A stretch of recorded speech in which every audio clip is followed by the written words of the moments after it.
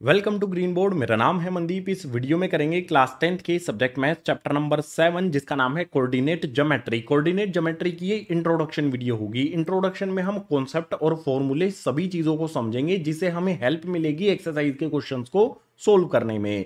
जो भी नई एनसीईआरटी की बुक है उसके अकॉर्डिंग जो भी हमारा सिलेबस है सारे के सारे कॉन्सेप्ट मैं आपको कवर कराऊंगा इसे इंट्रोडक्शन वाली वीडियो में। तो इंट्रोडक्शन टू कोऑर्डिनेट ज्योमेट्री शुरू करते हैं नेक्स्ट पेज से।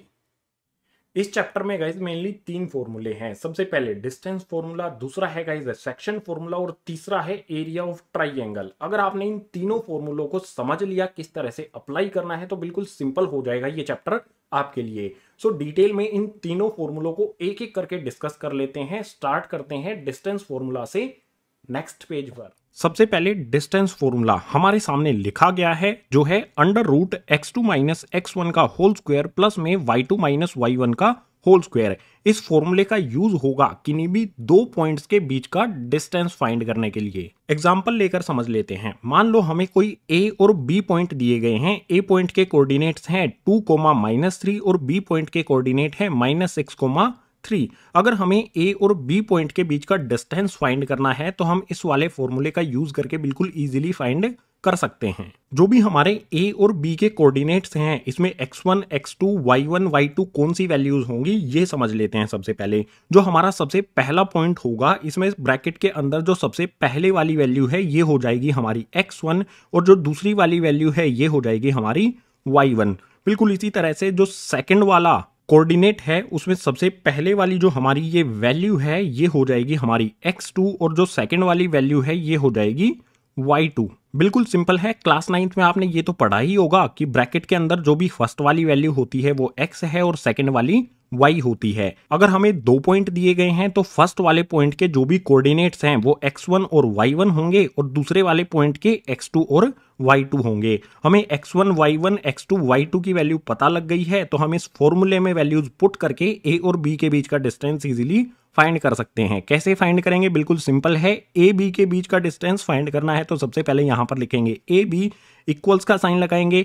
यहां पर हमारा आ जाएगा डिस्टेंस फॉर्मूला जो है हमारा x2 माइनस में x1 ब्रैकेट लगा के इसका होल स्क्वायर करेंगे, प्लस का साइन आ जाएगा। उसके बाद y2 माइनस में y1 ब्रैकेट लगा के होल स्क्वायर कर देंगे। फॉर्मूला लिखने के बाद जो भी हमारी ये वैल्यूज हैं इनको पुट करेंगे। सबसे पहले यहां पर रूट एज इट इज आ जाएगा। रूट के अंदर ब्रैकेट बनाएंगे। ब्रैकेट के अंदर आएगा x2 माइनस x1। x2 की वैल्यू -6, x1 की वैल्यू 2। सो सिंपली यहां पर -6 आ गया। उसके बाद माइनस का साइन एज इट इज और यहां पर आ जाएगा 2। इसका करेंगे होल स्क्वायर। इसके बाद प्लस का साइन लगाएंगे। प्लस साइन के बाद y2 माइनस y1 ब्रैकेट के अंदर है। सो y2 यहां पर 3 है, y1 -3 है। सिंपली यहां पर ब्रैकेट लगाकर लिखेंगे y2 की वैल्यू जो है 3। उसके बाद माइनस साइन ये वाला एज इट इज आ गया। y1 की वैल्यू -3 है। सो -3 को यहां पर ब्रैकेट के अंदर लिखेंगे, ब्रैकेट क्लोज करके। ठीक है, एक और ब्रैकेट आएगा। सबसे पहले यहां पर हमने क्या किया, -3 को ब्रैकेट के अंदर लिखा है। ठीक है, ये वाला ब्रैकेट यहां पर क्लोज करके इसका स्क्वायर कर देंगे। आगे हमारी कैलकुलेशन होंगी। सो रूट सबसे पहले एज इट इज आएगा। -6 -2 दोनों माइनस में है तो ऐड हो जाएंगे। -6 -2 ये हो जाएगा माइनस में 8 और इसका स्क्वायर एज इट इज रहेगा। प्लस का साइन लगाएंगे। यहां पर देख सकते हो 3 माइनस -3 माइनस माइनस प्लस हो जाएगा। 3 प्लस में 3 ये हो जाएगा हमारा 6 और इसका स्क्वायर भी एज इट इज रहेगा। अब सिंपली रूट लगाएंगे। रूट के अंदर हमारा -8 का स्क्वायर है। -8 का स्क्वायर हो जाएगा 64 प्लस में 6 का स्क्वायर हो जाएगा 36 है। 64 और 36 को ऐड करेंगे तो ये आ जाएगा रूट के अंदर 100। और 100 को हम क्या लिख सकते हैं? रूट के अंदर 100 हो सकता है हमारा 10 मल्टीप्लाई में 10। रूट के अंदर पेयर बन गया तो एक वैल्यू बाहर निकल जाएगी। आंसर आएगा हमारा 10। 10 क्या होगा? 10 के आगे क्या लिखेंगे? सेंटीमीटर, मीटर, क्या लिखा जाएगा? यूनिट्स। सो अगर हमें इस तरह से ए और बी 2 पॉइंट दिए गए हैं और हमसे बोला जाए कि डिस्टेंस फाइंड करना है ए और बी पॉइंट के बीच का, तो डिस्टेंस फॉर्मूले का यूज करके इस तरह से डिस्टेंस फाइंड कर लेंगे। ये हो जाएगा हमारे ए और बी के बीच का डिस्टेंस। सो इस तरह से हमें यूज कर लेना है डिस्टेंस फॉर्मूला और डिस्टेंस फाइंड कर लेना है। अब डिस्टेंस फॉर्मूला में ही एक टर्म आती है इक्विडिस्टेंट पॉइंट। मान लो हमारे कोई दो पॉइंट ए और बी दिए गए हैं और हमसे बोला जाए कि कोई सी पॉइंट है जो ए और बी से इक्विडिस्टेंट यानी कि बराबर दूरी पर है, तो उसके कोऑर्डिनेट हम कैसे फाइंड करेंगे। इसमें सबसे पहले दो पॉइंट्स को समझ लो। इक्विडिस्टेंट में अगर जो हमारा पॉइंट हमें फाइंड करना है वो एक्स एक्सिस पर है, तो इस कंडीशन में जो वाई कोऑर्डिनेट होगा वो 0 हो जाएगा। और अगर हमसे बोला जाए कि वो पॉइंट वाई एक्सिस पर है, तो इस कंडीशन में एक्स की वैल्यू 0 हो जाएगी। एग्जाम्पल से समझें, इस वाले पार्ट को रब करके समझते हैं।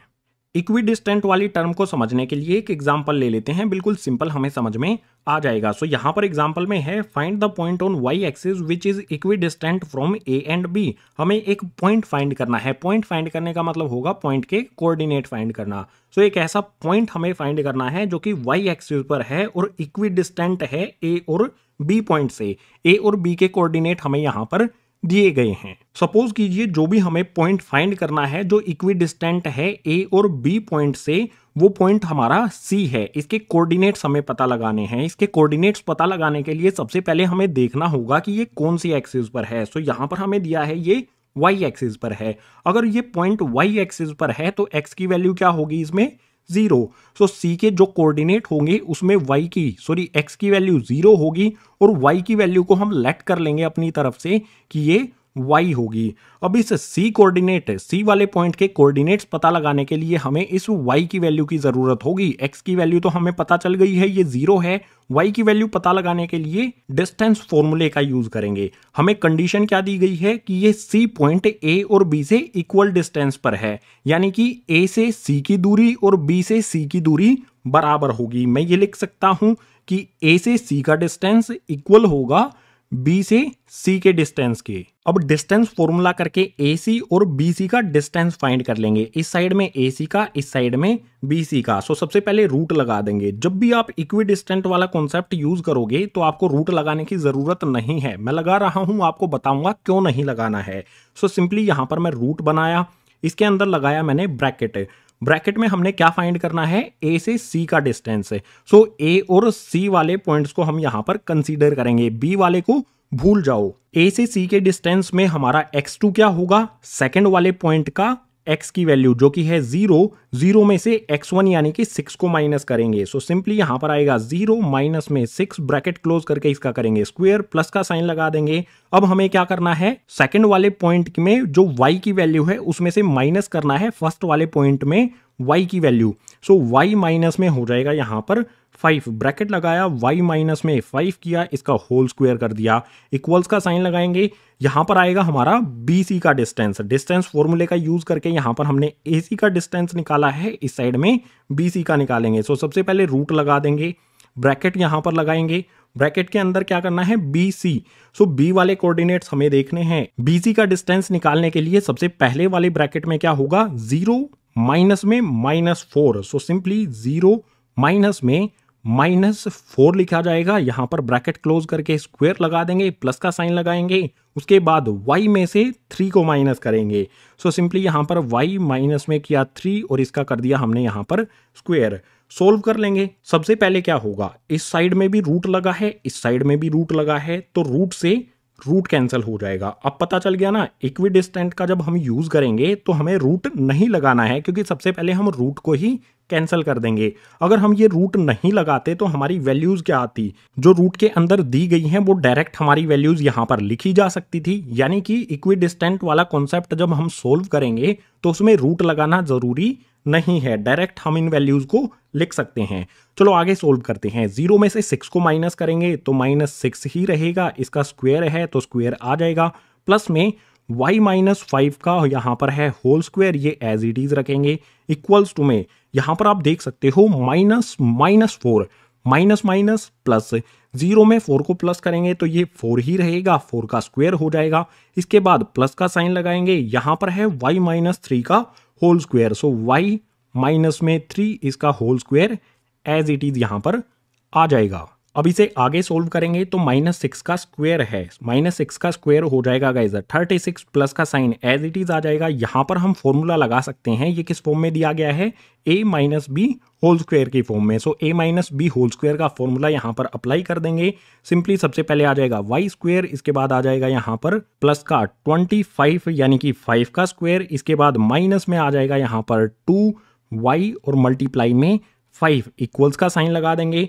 यहाँ पर 4 का स्क्वायर हो जाएगा यहाँ 16, इसके बाद यहाँ पर भी ये हमें किस फॉर्म में दिया गया है, a minus B whole square की फॉर्म में। सो इस पे भी फॉर्मूला अप्लाई कर देंगे। सबसे पहले यहाँ पर हो जाएगा y का स्क्वायर, प्लस में आ जाएगा 9, उसके बाद यहाँ पर आ जाएगा प्लस में 2, सॉरी प्लस नहीं माइनस साइन आएगा गाइज, फॉर्मूले के अकॉर्डिंग चलना है हमें, ठीक है। 2 आ जाएगा, y आ जाएगा और मल्टीप्लाई में रहेगा यहाँ पर 3। सोल्व कर लेंगे, यहाँ पर हमारा 36 एज इट इज, प्लस में y का स्क्वायर, प्लस में 25 आ गया। यहाँ पर देखो 2 को 5 से मल्टीप्लाई करेंगे तो ये हो जाएगा माइनस में 10y इक्वल्स टू में 16 आ जाएगा, प्लस में y का स्क्वायर, प्लस में 9। यहाँ पर फिर से 2 को 3 से मल्टीप्लाई करेंगे, minus sign as it is रहेगा, 2 को 3 से मल्टीप्लाई करने पर आ जाएगा 6 और y हमारा एज इट इज है। अब सिंपली जो भी टर्म्स हमारी सोल्व की जा सकती हैं उनको सोल्व कर लेंगे। आप यहाँ पर देख सकते हो प्लस का वाई स्क्वायर इस साइड में भी है, प्लस का वाई स्क्वायर इस साइड में भी है। सो वाई स्क्वायर से वाई स्क्वायर को कैंसिल किया जा सकता है। वाई स्क्वायर से वाई स्क्वायर को कैंसिल करने के बाद 36 और 25 को ऐड करेंगे, ये हो जाएगा हमारा 61 माइनस में 10y एज इट इज रहेगा, इक्वल्स का साइन लगा देंगे। यहाँ पर 16 और 9 को ऐड करेंगे तो ये हो जाएगा 25 माइनस में 6y एज इट इज रहेगा। जो y वाली टर्म्स है उनको एक साइड में कर लेंगे, सिंपली यहाँ पर 61 एज इट इज रहेगा, 25 प्लस का इस साइड में भेजेंगे तो हो जाएगा माइनस का 25 इक्वल्स टू में यहाँ पर सबसे पहले क्या है, माइनस में 6y। देखो यहाँ पर माइनस 10y इस साइड में माइनस का है, दूसरी तरफ शिफ्ट करेंगे तो ये हो जाएगा 10y प्लस का, उसके बाद माइनस का 6y एज इट इज यहाँ पर आ जाएगा। अब सिंपली क्या करना है, 61 में से 25 को माइनस करेंगे तो ये हो जाएगा 36 इक्वल्स टू में 10y में से 6y को माइनस करेंगे तो ये हो जाएगा हमारा 4y। हमें y की वैल्यू फाइंड करनी है तो y की वैल्यू फाइंड करने के लिए 4 को इस साइड में शिफ्ट कर देंगे। यहाँ पर हमारा 36 एज इट इज डिवाइड में आ जाएगा 4, क्योंकि ये यहाँ पर y के साथ मल्टीप्लाई में है, और इक्वल्स टू में आ जाएगा हमारा y। 4 से 36 को कैंसिल करेंगे 9 टाइम्स पर, यानी कि y की वैल्यू आ जाएगी हमारी 9। जो हमारा C पॉइंट है इक्विडिस्टेंट है जो A और B से, इसके कोऑर्डिनेट क्या होंगे, हमारे C पॉइंट के कोऑर्डिनेट हो जाएंगे 0,9। जो हमारी y की वैल्यू है ये हमने फाइंड कर ली है 9, ये हो गए हमारे C पॉइंट के कोऑर्डिनेट से। बिल्कुल सिंपल है। अगर हमें इस तरह से कोई भी क्वेश्चन दिया गया है कि A और B से कोई इक्विडिस्टेंट पॉइंट है जो हमें फाइंड करना है y एक्सिस पर है, तो इस कंडीशन में जो x की वैल्यू है वो 0 हो जाएगी और हम AC इक्वल्स टू में BC रख देंगे, क्योंकि A से C और B से C का डिस्टेंस सेम होगा और हमारा आंसर यानी कि जो भी इक्विडिस्टेंट पॉइंट है उसके कोऑर्डिनेट फाइंड कर लेंगे। सो ये था बिल्कुल हमारा सिंपल डिस्टेंस फॉर्मूला और उससे रिलेटेड कुछ हमारे सिंपल कॉन्सेप्ट है। अब डिस्टेंस फॉर्मूला से नेक्स्ट फॉर्मूले के लिए चलते हैं नेक्स्ट पेज पर। नेक्स्ट है सेक्शन फॉर्मूला। यहां पर सेक्शन फॉर्मूला लिखा गया है, लेकिन सबसे पहले समझ लेते हैं सेक्शन फॉर्मूले का यूज कहां पर होगा, किस तरह से होगा। लेट्स सपोज हमें A पॉइंट दिया गया है, B पॉइंट दिया गया है, इन दोनों के कोऑर्डिनेट्स भी दिए गए हैं। A से B एक स्ट्रेट लाइन ड्रॉ की गई है। अगर इस लाइन को कोई एक पॉइंट डिवाइड कर दे, लेट्स सपोज यहां पर A B से जो लाइन है उसको कोई पॉइंट C डिवाइड कर देता है 3:1 में। जो A से B की तरफ स्ट्रेट लाइन है इसको कोई पॉइंट C 3:1 में डिवाइड कर देता है, तो अगर हमें ये पता लगाना है इस C के कोऑर्डिनेट्स क्या होंगे, उसके लिए यूज करेंगे सेक्शन फॉर्मूला। बिल्कुल सिंपल है। जो भी हमारा C पॉइंट है इसके कोऑर्डिनेट्स को लेट कर लेंगे x, y। अब इसके कोऑर्डिनेट फाइंड करने के लिए हम फॉर्मूला यूज करेंगे m1 x2 plus m2 x1 upon में m1 प्लस m2, और जो y है इसकी वैल्यू फाइंड करने के लिए यूज करेंगे m1 y2 plus m2 y1 upon में m1 प्लस m2। आप कहोगे इसमें m1 और m2 क्या होगा, भाई x1 और x2 तो समझ जाएंगे, y1 और y2 तो समझ आ जाएगा। जो हमारा यहाँ पर A पॉइंट के कोऑर्डिनेट है ये x1 y1 हो जाएगा, ये x2 y2 हो जाएगा। m1 m2 क्या होगा, जो हमारा रेशो है यहाँ पर क्या है 3:1 है, तो इसमें जो फर्स्ट वाला है ये होगा हमारा M1 और जो सेकंड वाला है ये हो जाएगा हमारा M2। जो भी रेशो हमें दिया है उसमें फर्स्ट M1 और सेकंड हो जाएगा M2। इस फॉर्मूले में सभी वैल्यूज को पुट करके X और Y जो हमारी वैल्यूज हैं C पॉइंट की ये फाइंड कर लेंगे। कैसे करेंगे, बिल्कुल सिंपल है गाइज। यहाँ पर X, Y लिखेंगे, ब्रैकेट लगाएंगे, इक्वल्स टू में यहाँ पर वैल्यूज पुट करेंगे M1 X2।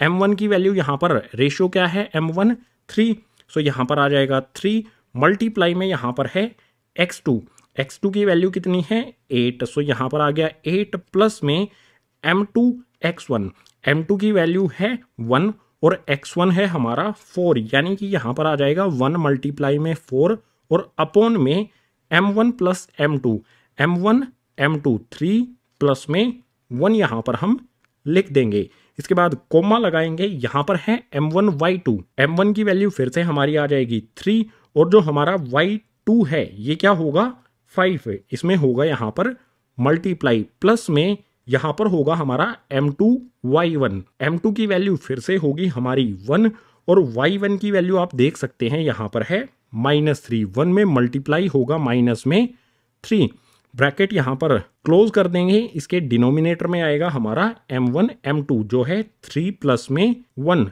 सोल्व कर लेंगे तो हमारी X और Y की वैल्यू हमें मिल जाएगी। सो बिल्कुल सिंपल है, 3 को 8 से मल्टीप्लाई करेंगे तो ये हो जाएगा 24 प्लस में 1 को 4 से मल्टीप्लाई करेंगे तो ये हो जाएगा 4 और डिवाइड में 3 प्लस में 1 ये हो जाएगा हमारा 4। कोमा लगाएंगे, 3 को 5 से मल्टीप्लाई करेंगे हो जाएगा 15। इसके बाद यहाँ पर देख सकते हो 1 प्लस का है 3 माइनस का है, प्लस माइनस 1 को 3 से मल्टीप्लाई करेंगे 3, सो मल्टीप्लाई करने पर -3 हमें मिलेगा और डिवाइड में मिल जाएगा हमें 3 + 1 4। आगे यहाँ पर आसान है, 24 में 4 ऐड करेंगे तो ये हो जाएगा 28, डिवाइड में आ जाएगा 4, कोमा लगा के 15 - 3, 15 में से 3 को माइनस करेंगे तो आ जाएगा 12, डिवाइड में 4 एज इट इज। 4 से 28 को कैंसिल किया जा सकता है, 4 7 जा हो जाएगा 28। बिल्कुल इसी तरह से 4 से 12 को भी कैंसिल किया जा सकता है, 4 3 जा हो जाएगा 12। सो हमें यहाँ पर मिलेगा 7,3। ये 7,3 क्या है, देखो यहाँ पर हमने लिखा है x, y, ये हमारी x की वैल्यू होगी, ये हमारी y की वैल्यू होगी। C जो पॉइंट इस ए बी लाइन को डिवाइड करता है इसके कोऑर्डिनेट क्या हो जाएंगे C ब्रैकेट 7,3। ये हमारा पॉइंट होगा जो ए बी लाइन को 3:1 में डिवाइड करता है। सो इस तरह से हम सेक्शन फॉर्मूले का यूज करके जो भी पॉइंट लाइन को किसी भी रेशो में डिवाइड करता है उस पॉइंट के कोऑर्डिनेट्स फाइंड कर सकते हैं।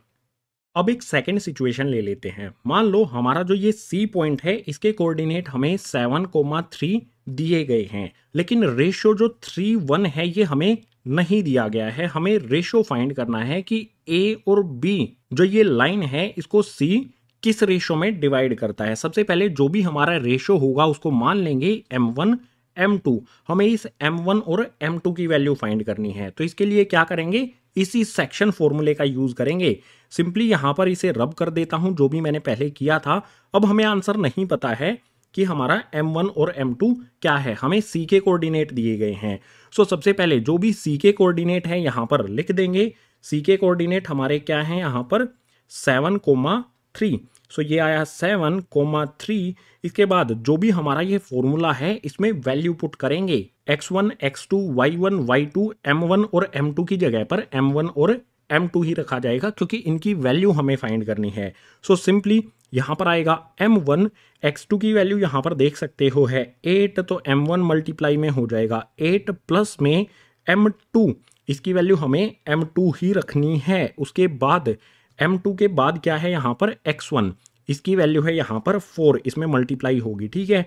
और इसके डिवाइड में आ जाएगा हमारा m1 plus m2, as it is लिखेंगे m1 प्लस में m2, ब्रैकेट लगाएंगे, कोमा लगाकर इसकी भी वैल्यू पुट कर देंगे। m1 हमारा एज इट इज आएगा, y2 की वैल्यू यहाँ पर है 5, सो यहाँ पर आ जाएगा हमारा मल्टीप्लाई में 5 प्लस में m2 हमारा एज इट इज आएगा, y1 की वैल्यू आ जाएगी माइनस में 3।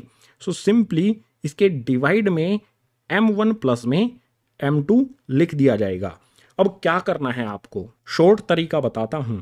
जो हमारा ये फर्स्ट कोऑर्डिनेट है ये x का है, 7 के इक्वल में हम रखेंगे इस वाली वैल्यू को, और जो 3 है उसके इक्वल में रखेंगे हम इस वाली वैल्यू को। किसी भी एक को हम सोल्व करके m1 और m2 की वैल्यू फाइंड कर सकते हैं। यहां पर मैं 7 के इक्वल में ये वाली टर्म्स रख के m1 और m2 की वैल्यूज फाइंड कर लेता हूं। सो यहां पर मैंने लिखा 7 इक्वल्स टू में m1 में 8 मल्टीप्लाई करेंगे तो ये हो जाएगा 8m1, प्लस में 4 में हम m2 को मल्टीप्लाई करेंगे तो ये हो जाएगा 4m2, और अपॉन में हमारा m1 प्लस में m2 एज इट इज रहेगा। जो डिवाइड में हमारा m1 m2 है, अगर हम इसको इस साइड में शिफ्ट कर दें, इस साइड में ये डिवाइड है, इस तरफ जाके 7 में हो जाएगा मल्टीप्लाई। m1 7 में मल्टीप्लाई होगा तो ये हो जाएगा 7m1, प्लस में ऊपर वाली वैल्यू के डिवाइड में है, इस तरफ भेजेंगे तो 7 से मल्टीप्लाई होगा, 7 से मल्टीप्लाई होने पर होगा 7m2 इक्वल्स टू में 8m1 प्लस में 4m2 हमारा एज इट इज रहेगा। अब आगे जो हमारी m1 वाली वैल्यूज हैं उनको एक साइड में रख लेंगे, m2 वाली वैल्यूज को एक साइड में रख लेंगे। इस साइड में मैं m2 वाली वैल्यूज को लिखता हूं, सो ये है 7m2, ये एज इट इज रहेगा। इस साइड में m2 वाली वैल्यूज है 4m2, प्लस में है, इस तरफ शिफ्ट करूंगा तो आ जाएगी माइनस में 4m2 इक्वल्स टू में क्या है 8m1, यहां पर एज इट इज लिखेंगे।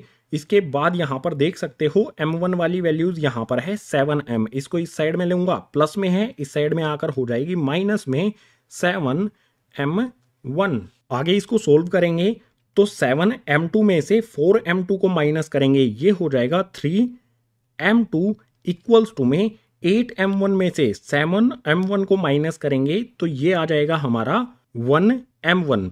अब सिंपली क्या करना है, हमें जो नंबर्स हैं उनको एक साइड में लेकर आना है और m1 m2 को एक साइड में लेकर आना है। m2 को मैं इसी साइड में रखूंगा, सो ये आ गया मेरा m2, और इस साइड में जो m1 है 1 के साथ कैसे है मल्टीप्लाई में, इस साइड शिफ्ट करूंगा तो ये आ जाएगा हमारा m1 डिवाइड में इक्वल्स टू में क्या होगा, m2 के इक्वल्स टू में 1m1 था, m1 इधर आ गया, बचा यहां पर हमारा 1, और m2 के साथ यहां पर 3 कैसे है मल्टीप्लाई में, इस साइड भेजेंगे तो हो जाएगा डिवाइड में। सो यहां पर आ जाएगा 3। जो हमारा रिक्वायर्ड रेशियो होगा m2 अपॉन m1 का वो 1/3 होगा। m2 की वैल्यू 1 होगी, m1 की वैल्यू 3 होगी। सो m2 की वैल्यू हमारी आ जाएगी 1 और m1 की वैल्यू आ जाएगी 3। हमने बिल्कुल स्टार्टिंग में जब हमें c के कोऑर्डिनेट्स फाइंड करने थे तो इस लाइन को किस रेशियो में डिवाइड किया था, 3:1 में। हमने कोऑर्डिनेट्स रेशो को हम भूल गए थे, हटा दिया था हमने कि रेशो फाइंड कैसे करना है ये बताने के लिए। तो इसके कोऑर्डिनेट्स जो भी हमने फाइंड किए थे उनको पुट करके जब हमने सोल्व किया तो हमने ये भी वेरीफाई कर लिया कि जो रेशो है वो 3:1 ही था m1 और m2 का। सो इस तरह की सिचुएशंस को सोल्व करने के लिए हम यूज करेंगे सेक्शन फॉर्मूले का। जब हमें कोई भी एक ए पॉइंट और एक बी पॉइंट दिया गया हो और कोई third point in A B की लाइन को इंटरसेक्ट करता है किसी भी रेशियो में, इस पॉइंट के कोऑर्डिनेट फाइंड करने के लिए, या फिर इस पॉइंट के कोऑर्डिनेट हमें दिए गए हैं और रेशियो हमें फाइंड करना है, तो भी हम सेक्शन फॉर्मूले का ही यूज करेंगे। एग्जाम्पल्स भी यहां पर हमने ले लिए हैं, तो सेक्शन फॉर्मूला हो जाता है कंप्लीट। सेक्शन फॉर्मूले के बाद इस चैप्टर का लास्ट कॉन्सेप्ट है जिसके लिए मूव करते हैं नेक्स्ट पेज पर। चैप्टर में लास्ट कॉन्सेप्ट आता है एरिया ऑफ ट्राइंगल। मान लो हमारा एक ट्राइंगल है ABC, ये हमारा ट्राइंगल है और इस ट्राइंगल के जो भी वर्टिसेस A, B और C है इसके कोऑर्डिनेट्स हमें दिए गए हैं और हमसे बोला जाए कि इस ट्राइंगल का एरिया फाइंड करो, तो एरिया ऑफ ट्राइंगल वाले फॉर्मूले का यूज करके ट्राइंगल का एरिया फाइंड किया जा सकता है। फॉर्मूला क्या होगा हमारा, 1/2 bracket x2 bracket y2 minus y3 bracket close plus में x2 bracket y3 minus y1 bracket close plus में x3 bracket y1 minus y2 bracket close. इस वाले फॉर्मूले का यूज करके किसी भी ट्राइंगल का एरिया फाइंड किया जा सकता है कोऑर्डिनेट ज्योमेट्री में, जब हमें उसके तीनों वर्टिसेस के कोऑर्डिनेट्स दिए हों। सो मान लो ABC वर्टिसेस के हमें ये तीनों कोऑर्डिनेट्स दिए गए हैं, हमें एरिया फाइंड करना है। तो सिंपल है, फॉर्मूला ऊपर लिखा ही गया है, फॉर्मूले में वैल्यूज पुट करनी है। तो सबसे पहले 1/2 स्क्वायर वाला ब्रैकेट लगाएंगे, इसके बाद आएगा यहाँ पर x1। ए वाले पॉइंट में जो सबसे पहले x की वैल्यू है ये x1 होगा, सो x1 की जगह पर पुट कर देता हूं मैं 1। इसके बाद ब्रैकेट स्टार्ट करेंगे, यहाँ पर आएगा y2 माइनस y3। y2 वाली वैल्यू b वाले पॉइंट में होगी, ये होगा हमारा y2, ये होगा हमारा y3। सो 6 माइनस में y3 यानी कि -5 करेंगे। 6 में से हम माइनस करेंगे -5 को, इसके आगे प्लस का साइन लगाएंगे, आ जाएगा हमारा x2। x2 की वैल्यू क्या होगी, b पॉइंट में जो हमारी फर्स्ट वाली वैल्यू है x की जगह पर है, ये हो जाएगा हमारा x2 जो है हमारा -4। सो इसके बाद x2 के बाद क्या है, y3 माइनस y1। ब्रैकेट लगा के लिखूंगा यहाँ पर, y3 क्या होगा हमारा -5। सो यहाँ पर आया -5, इसमें से माइनस करेंगे y1 को। y1 कितना है हमारा -1। सो यहाँ पर आ जाएगा -1। इसके बाद आगे फिर से प्लस का साइन लगाएंगे, यहाँ पर आएगा x3। x3 क्या होगा हमारा c पॉइंट में फर्स्ट वाली वैल्यू, ये होगा हमारा -3x3 हो जाएगा, ठीक है। इसके बाद y1 माइनस y2, y1 में से y2 को माइनस करना है। y1 हमारा -1 है, सो यहाँ पर लिखा मैंने -1, इसमें से माइनस करूंगा मैं y2 को। y2 हमारा यहाँ पर है 6, सो यहाँ पर 6 लिखा, ब्रैकेट लगाया और स्क्वायर वाला ब्रैकेट क्लोज कर दिया। अब सिंपल कैलकुलेशन कर लेंगे तो एरिया ऑफ ट्राइंगल हमें मिल जाएगा, जिसके कोऑर्डिनेट्स हमें यहाँ पर दिए गए हैं। सो सबसे पहले इक्वल्स का साइन और 1/2 एज इट इज, स्क्वायर वाला ब्रैकेट आ जाएगा। 1 यहाँ पर एज इट इज लिखेंगे, 6 में से माइनस करना है हमें -5 को। सो माइनस माइनस ये हो जाएगा प्लस, माइनस माइनस प्लस हो गया तो 6 और 5 हो जाएंगे ऐड। 6 और 5 को ऐड करेंगे तो ये हो जाएगा 11। सो यहाँ पर आ गया हमारा 11, प्लस में माइनस वाला 4 हमारा एज इट इज आएगा, ये -4 आ गया। इसके बाद क्या है, -5 माइनस -1, माइनस माइनस ये हो जाएगा प्लस, 1 प्लस का हो गया 5 माइनस का हो गया, -5 + 1। अगर इसको सोल्व करेंगे एक साइड में करके देख सकते हो, -5 + 1 तो ये हो जाएगा गाइज -4। सिंपल है, -5 माइनस माइनस हो गया +1, -5 + 1 इक्वल हो जाएगा -4 के। सो यहाँ पर आ जाएगा -4। इसके बाद प्लस का साइन लगाएंगे, यहाँ पर माइनस का 3 एज इट इज लिख दिया जाएगा। इसके बाद यहाँ पर आप देख सकते हो -1 -6 दोनों माइनस में है तो ऐड हो जाएंगे, साइन माइनस का ही रहेगा। -1 और -6 ये हो जाएगा -7, बड़ा वाला ब्रैकेट लगा देंगे। नेक्स्ट स्टेप में हमारा इक्वल्स टू और 1/2 एज इट इज रहेगा। आगे यहाँ पर 1 से 11 को मल्टीप्लाई करेंगे तो 11 हो जाएगा। इसके बाद प्लस का साइन लगाएंगे, -4 से -4 को मल्टीप्लाई करेंगे, माइनस माइनस सबसे पहले ये हो जाएगा प्लस का, उसके बाद 4 से 4 को मल्टीप्लाई करेंगे तो ये हो जाएगा 16। इसके बाद -3 से -7 को मल्टीप्लाई करेंगे, माइनस माइनस ये हो जाएगा प्लस, 3 से 7 को मल्टीप्लाई करेंगे तो हो जाएगा 21, ब्रैकेट करेंगे क्लोज। अब आगे इक्वल्स टू और 1/2 एज इट इज रहेगा। 11 प्लस में 16 प्लस में 21 ये हो जाएगा गाइज 48। ब्रैकेट के अंदर सभी वैल्यूज को हमने ऐड कर दिया है तो ब्रैकेट हट जाएगा। यहां पर हम लिखेंगे मल्टीप्लाई में 48, क्योंकि यहां पर 1/2 और इस ब्रैकेट के बीच में कोई भी साइन नहीं है, इट मीन्स मल्टीप्लाई होगा। 2 से यहां पर 48 को कैंसिल करेंगे 24 टाइम पर। जो भी हमारा ये ट्राइंगल होगा इन तीनों पॉइंट से बनने वाला, उस ट्राइंगल का एरिया होगा गाइज 24 SQ यानी कि स्क्वायर यूनिट्स। सो कोऑर्डिनेट ज्योमेट्री में हमारा कोई भी ट्राइंगल है, उस ट्राइंगल के तीनों वर्टिसेस के कोऑर्डिनेट्स हमें दिए गए हैं तो उसके एरिया को हम निकाल सकते हैं इस एरिया ऑफ ट्राइंगल फॉर्मूले का यूज करके।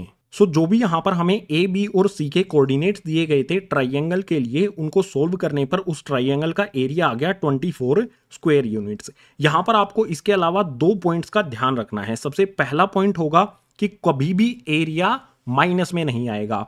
मान लो हमने ये सारी कैलकुलेशन सही की, बिल्कुल सारी चीजें हमने सही की और हमारा आंसर माइनस में 24 आ गया, ठीक है, यहाँ पर पॉजिटिव आया है, लेकिन मान लो कि माइनस में 24 आ गया, तो कभी भी एरिया माइनस में नहीं होता है। इस साइन को हम अपने आप से हटा देंगे, कट कर देंगे और हमारा जो एरिया है वो 24 स्क्वायर यूनिट्स हो जाएगा। इसके लिए आप एनसीईआरटी का एग्जाम्पल नंबर 12 देख सकते हो, बुक में दिया गया है। कभी भी एरिया नेगेटिव में नहीं होगा। अगर हमारा आंसर सही कैलकुलेशन करने के बाद माइनस में आए तो हम उसे अपने आप पॉजिटिव में चेंज कर देंगे। इस पॉइंट के बाद मान लो हमें जो भी कोऑर्डिनेट्स दिए गए हैं इनको सोल्व करने के बाद जो हमारा एरिया आएगा ट्राइंगल का वो 0 आए, तो इसका मतलब ये होगा जो भी ट्राइंगल के तीनों कोऑर्डिनेट्स हैं ये कोलिनियर हैं, यानी कि एक सीधी लाइन में है, ट्राइंगल बनेगा ही नहीं। ट्राइंगल के जो भी कोऑर्डिनेट्स हमें दिए गए हैं उनको फॉर्मूले में पुट करके सोल्व करते हैं और हमारा एरिया ऑफ ट्राइंगल 0 आए तो इसका सीधा सा मतलब होगा कि तीनों पॉइंट्स